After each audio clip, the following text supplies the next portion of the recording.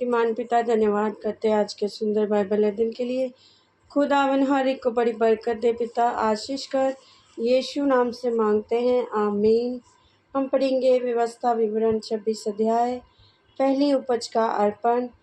फिर जब तू उस देश में जिसे तेरा परमेश्वर यहोवा तेरा निज भाग करके देता है पहुँचे और उसका अधिकारी होकर उसमें बस जाए, तब जो देश तेरा परमेश्वर यहोवा तुझे देता है उसकी भूमि की भांति भांति की जो पहली उपज तू अपने घर लाएगा, उसमें से कुछ टोकरी में लेकर उस स्थान पर जाना जिसे तेरा परमेश्वर यहोवा अपने नाम का निवास करने के लिए चुन ले।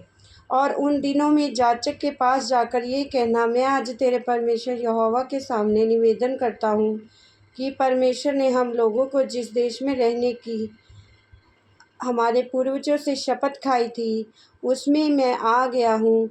तब याजक तेरे हाथ से वह टोकरी लेकर तेरे परमेश्वर यहोवा की वेदी के सामने रख दे।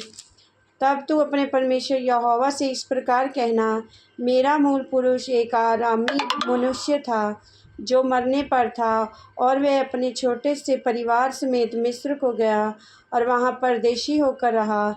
और वहाँ उससे एक बड़ी और सामर्थी और बहुत मनुष्यों से भरी हुई जाति उत्पन्न हुई। और मिस्रियों ने हम लोगों से बुरा बर्ताव किया और हमें दुख दिया और हमसे कठिन सेवा ली, परंतु हमने अपने पूर्वजों के परमेश्वर यहोवा की दुहाई दी, और यहोवा ने हमारी सुनकर हमारे दुख, श्रम और अंधेर पर दृष्टि की।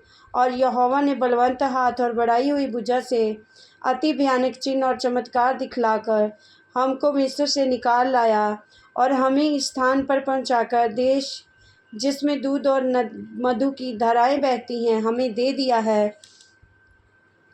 अब हे यहोवा देख, जो भूमि तूने मुझे दी है उसकी पहली उपज मैं तेरे पास ले आया हूँ।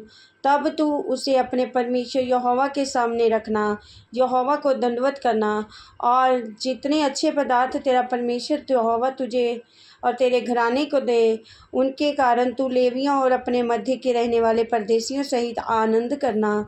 तीसरे वर्ष जो दशमांश देने का वर्ष ठहरा है, जब तू अपनी सब भांति की बढ़ती दशमांश को निकाल चुके, तब उसे लेवीय, परदेशी, अनाथ और विधवा को देना कि वे तेरे फाटकों के भीतर खाकर तृप्त हों।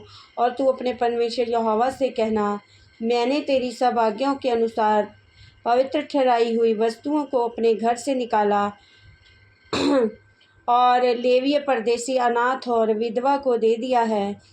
तेरी किसी आज्ञा को मैंने ना तो टाला और ना भूला है।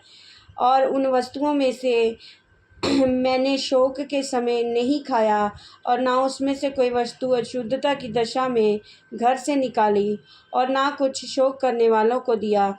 मैंने अपने परमेश्वर यहोवा की सुन ली। मैंने तेरी सब आज्ञाओं के अनुसार किया है। तू स्वर्ग में से जो तेरा पवित्र धाम है दृष्टि करके अपनी प्रजा इस्राएल को आशीष दे, और इस दूध और मधु की धाराओं के देश की भूमि पर आशीष दे जिसे तूने अब हमारे पूर्वजों से खाई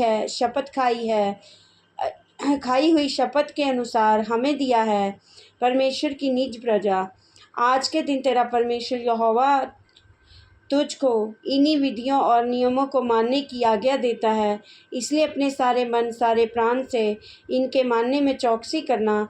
तूने जो आज यहोवा को अपना परमेश्वर मानकर ये वचन दिया है कि मैं तेरे बताए हुए मार्गों पर चलूँगा और तेरी विधियों, आज्ञाओं और नियमों को माना करूँगा और तेरी सुना करूँगा।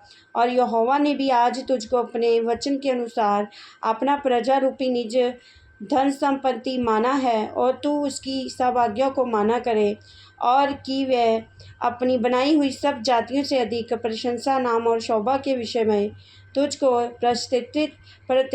प्रतिष्ठित करे, और तू उसके वचन के अनुसार अपने परमेश्वर यहोवा की पवित्र प्रजा बना रहे।